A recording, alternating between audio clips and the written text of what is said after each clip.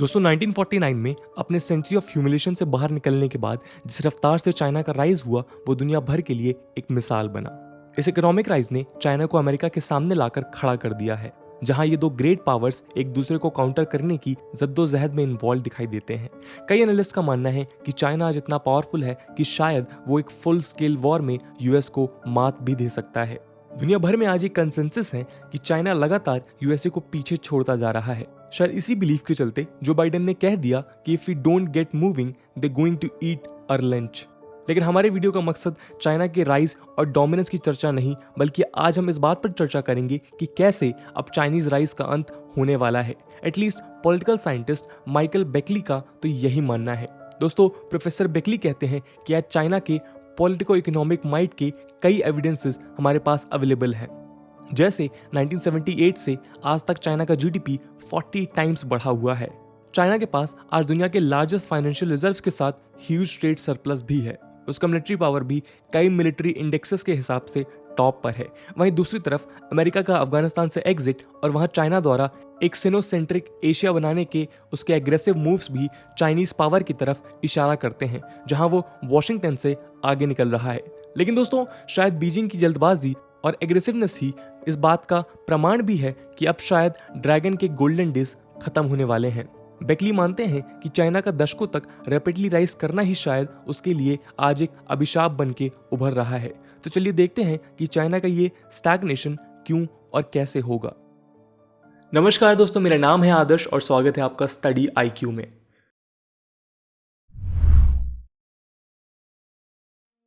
दोस्तों, वो फैक्टर्स जो चाइनीज ग्रोथ के सिंबल्स और फैक्टर्स थे वही अब उसके लिए लायबिलिटी बनते दिख रहे हैं। चाइनीज डिक्लाइन या स्टैग्नेशन का सबसे पहला रीजन है वहां क्रूशियल नेचुरल रिसोर्सेज की कमी। आधे से ज्यादा चाइनीज रिवर्स गायब हो गए हैं और रैपिड ग्रोथ द्वारा क्रिएटेड पॉल्यूशन के चलते 60% ग्राउंड वाटर को चाइनीज गवर्नमेंट ने खुद unfit for human contact declare कर दिया है। इस रैपिड ग्रोथ ने आज चाइना को दुनिया का सबसे बड़ा नेट एनर्जी इंपोर्टर भी बना दिया है, जो अनसस्टेनेबल है। फूड सिक्योरिटी की सिचुएशन भी खराब है क्योंकि चाइना ने 40% से ज्यादा फार्मलैंड्स को ओवरसूप कर खुद को एग्रीकल्चर प्रोडक्ट्स के लिए भी वर्ल्ड पर डिपेंडेंट बना दिया है। इसके अलावा रिसोर्स स्कार्सिटी के चलते आज उसके लिए ग्रोथ काफी एक्सपेंसिव हो गई है। एक एस्टिमेट के हिसाब से पिछले 20 सालों में चाइना का need for capital investment to generate the same amount of growth has increased 3 times. इसके अलावा चाइना डेमोग्राफिक डिजास्टर की तरफ भी बढ़ रहा है। एक्सपर्ट्स का दावा है कि अपनी वन चाइल्ड पॉलिसी के चलते 2020 और 2050 के बीच चाइना रफली 175 मिलियन वर्किंग एज एडल्ट्स को लूज कर देगा। साथ में 194 मिलियन सीनियर सिटीजन्स का वहां राइज होगा, जो इकोनॉमिक सेंस में डिपेंडेंट्स में गिने जाते हैं और इकोनॉमी में बर्डन की तरह देखे जाते हैं। ये इंडिया के कंपैरिजन में उल्टा है, जो अगले 20 से 25 सालों तक यंगेस्ट कंट्रीज में होगा और इमेंस डेमोग्राफिक डिविडेंड के चलते अपनी ग्रोथ को इंप्रूव कर सकेगा। करंट प्रोजेक्शंस की माने तो 2050 तक चाइना में एज रिलेटेड स्पेंडिंग 3 गुना तक बढ़ सकती है, from 10% to 30% of GDP. Currently China का ओवरऑल स्पेंडिंग ही 30% ऑफ जीडीपी है, तो आप समझ सकते हैं कि अमाउंट कितना ज़्यादा होगा। इन सिचुएशन के साथ डील करना और भी ज़्यादा कठिन इसलिए होगा क्योंकि चाइना आज एक ऐसे रूलर द्वारा रूल्ड है जो डेंग ज़ियाओपिंग के बाद शायद सबसे पावरफुल चाइनीज हेड है। एनालिस्ट का मानना है कि चाइनीज प्रीमियर शी जिनपिंग एक ऐसे डायरेक्टर हैं जिन्होंने कंसिस्टेंटली इकोनॉमिक एफिशिएंसी को सेक्रीफाइस करते हुए अपनी पॉलिटिकल पावर को बढ़ाया है। इसका सबसे अच्छा नमूना है चाइना में प्राइवेट फर्म्स के साथ शी गवर्नमेंट का बर्ताव, जो आज भी वहां सबसे ज्यादा वेल्थ जनरेट करती हैं। लेकिन फिर भी शी के अंडर प्राइवेट फर्म्स को कैपिटल इन्फ्यूजन से वंचित रखा जा रहा है। इसकी जगह इनएफिशिएंट स्टेट ओन्ड एंटरप्राइजेस को लगभग 80% गवर्नमेंट लोन्स और सब्सिडीज दिए जा रहे हैं, जो काउंटर प्रोडक्टिव इकोनॉमिक प्रैक्टिस है। शी के डोमेस्टिक पॉलिटिकल एम्बिशंस का एक नमूना 2020 में अलीबाबा के फाउंडर जैक मा से रिलेटेड भी है। जब उन्होंने 2020 में चाइनीज फाइनेंशियल रेगुलेटर्स को क्रिटिसाइज किया तो उनके द्वारा प्रमोटेड एंड फाइनेंशियल नाम की फाइनेंशियल टेक्नोलॉजी फर्म को आईपीओ लॉन्च करने से रोक दिया गया। यह IPO record breaking amount $37 billion का था, जिसमें दुनिया भर से इन्वेस्टर कम्युनिटी ने काफी इंटरेस्ट दिखाया था। लेकिन इस बेनिफिट को पॉलिटिकल एम्बिशंस के लिए ताक पर रख दिया गया। इसके अलावा चाइनीज गवर्नमेंट का कॉमन प्रॉस्पेरिटी कैंपेन भी चाइना में एक चेंजिंग पॉलिटिकल एटमॉस्फेयर को दिखाता है, जो उन आइडियाज से एकदम ऑपोजिट हैं जिन्होंने चाइना को 1980s में राइज करने में हेल्प किया था। ऑनलाइन स्टडी और ट्यूशन इंडस्ट्री या फिर एडटेक प्लेटफॉर्म पर स्ट्रिक्टेंट रेगुलेशंस का इम्पोजिशन इसका बेस्ट एग्जाम्पल है। एडटेक क्रैकडाउन के पीछे आर्गुमेंट दिया गया कि अमीरों के बच्चों के पास ऑनलाइन टीचिंग मेथड्स का ईजियर एक्सेस है और इसलिए नेशनल एग्जामिनेशंस में क्लास बायस इमर्ज हो रहा है। माओ जेडोंग के बाद पहली बार कॉमन प्रॉस्पेरिटी का आइडिया इकोनॉमिक एक्शंस का रीजन बना। इसलिए कई स्कॉलर्स चाइना में एक क्लियर कट लेफ्टवर्ड टर्न और सेंट्रलाइज डिसीजन मेकिंग की तरफ झुकाव की बात कर रहे हैं।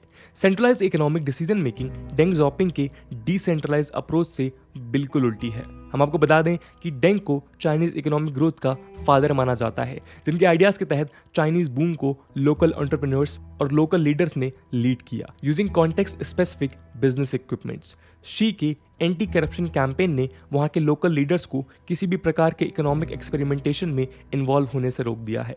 चाइना में आज एक new wave of politically driven regulations और इंस्पेक्टर राज का राइज हो रहा है, जिसमें लोकल इनोवेशंस हैम्पर हो रहे हैं। इसके अलावा जैसे जैसे चाइना में शी ने अपनी पावर को कंसोलिडेट कर खुद को इन्फिनाइट टाइम के लिए डी फैक्टो रूलर बनाया, वैसे वैसे चाइना अपने फॉरेन पॉलिसी में भी असर्टिव और अथॉरिटेरियन होता चला गया। वहीं वर्ल्ड ऑर्डर जिसने उसे ग्रो करने में हेल्प किया था, आज वो चाइना के इस बिहेवियर के चलते उसके लिए लेस कंड्यूसिव होता जा रहा है।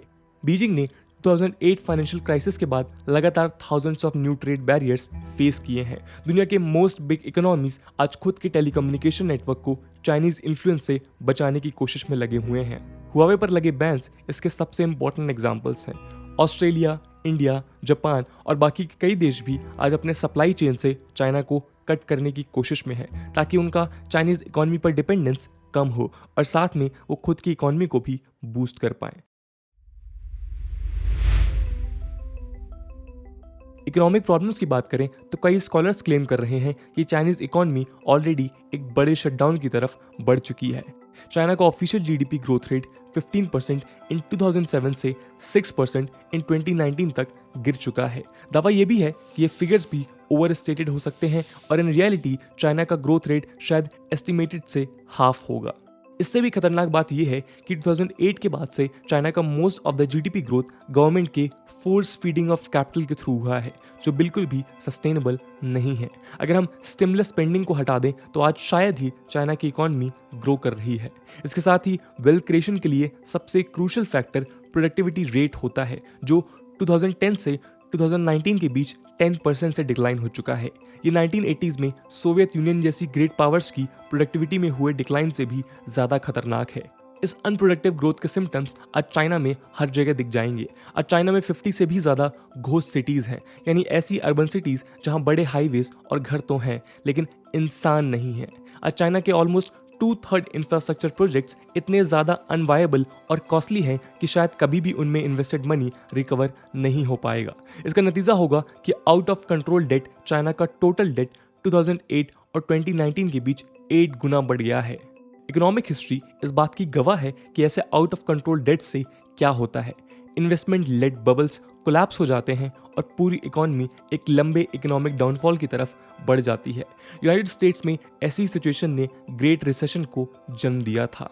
जिस तरह से चाइना का डेट माउंटेन है, उस हिसाब से ये पॉसिबल डाउनटर्न अमेरिकन रिसेशन से भी ज़्यादा खतरनाक हो सकता है।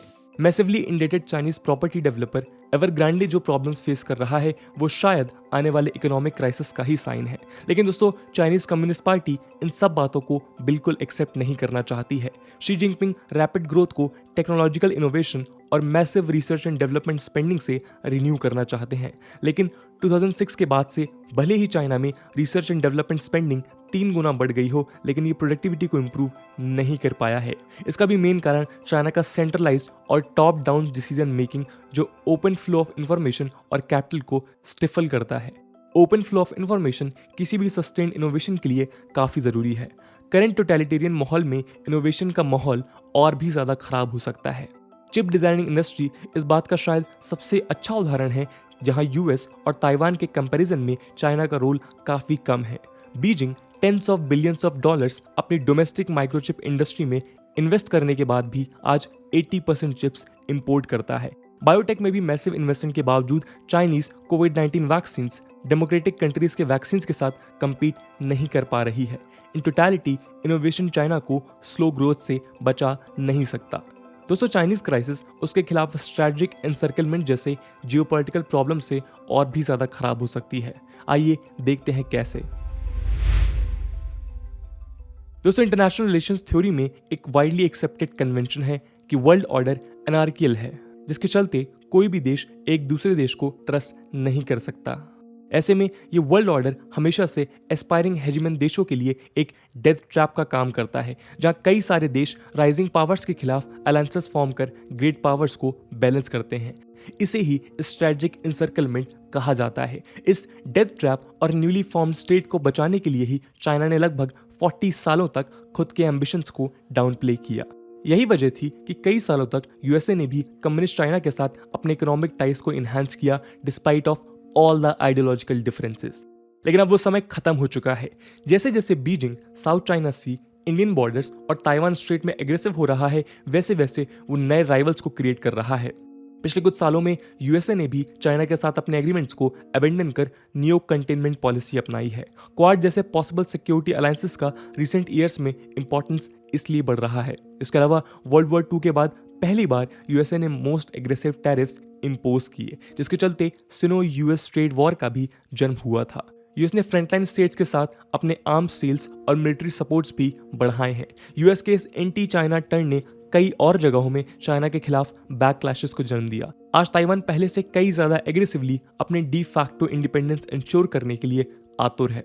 ये ताइवान की न्यू डिफेंस स्ट्रेटजी में साफ दिखता है। उधर जापान भी यूएस के साथ क्लोजली कॉर्पोरेट करने के लिए रेडी है, ताकि चाइनीज रीजनल हेजेमनी को काउंटर किया जा सके। साउथ चाइना सी के अराउंड लोकेटेड देश भी आज चाइना को बैलेंस करने की कोशिश करते दिखाई दे रहे हैं। Vietnam mobile shore based missiles, Russian attack submarines, new fighter aircraft और surface ships armed with advanced cruise missiles को एक्वायर करने की जद्दोजहद में है। सिंगापुर भी अब एक सिग्निफिकेंट यूएस मिलिट्री पार्टनर बन गया है और इंडोनेशिया ने अपना डिफेंस स्पेंडिंग 20% से बढ़ा दिया है। फिलीपींस भी आज साउथ चाइना सी पर अपने क्लेम्स को रीअसर्ट कर रहा है और अपने एयर और नेवल पेट्रोल्स को रैंप अप कर रहा है। चाइनीज एम्बिशंस आज ईस्ट एशिया के बाहर भी एंटी चाइना सेंटिमेंट्स को जन्म दे रहा है। इंडो पैसिफिक में क्वाड्रिलेटरल सिक्योरिटी डायलॉग के बाद अब एयू के यूएस यानी Australia, United kingdom, United states के अलायंस को भी बीजिंग के खिलाफ देखा जा रहा है। साथ में यूएस आज ओवरलैपिंग मिनी कोलिशंस के थ्रू ये तक इंश्योर करने में लगा है कि एडवांस डेमोक्रेसीज की टेक्नोलॉजीज में चाइना से आगे रहें। हालांकि ये बात भी सच है कि अभी तक counter China cooperation work in progress ही है, क्योंकि आज कई कंट्रीज बीजिंग पर ट्रेड के लिए डिपेंडेंट है।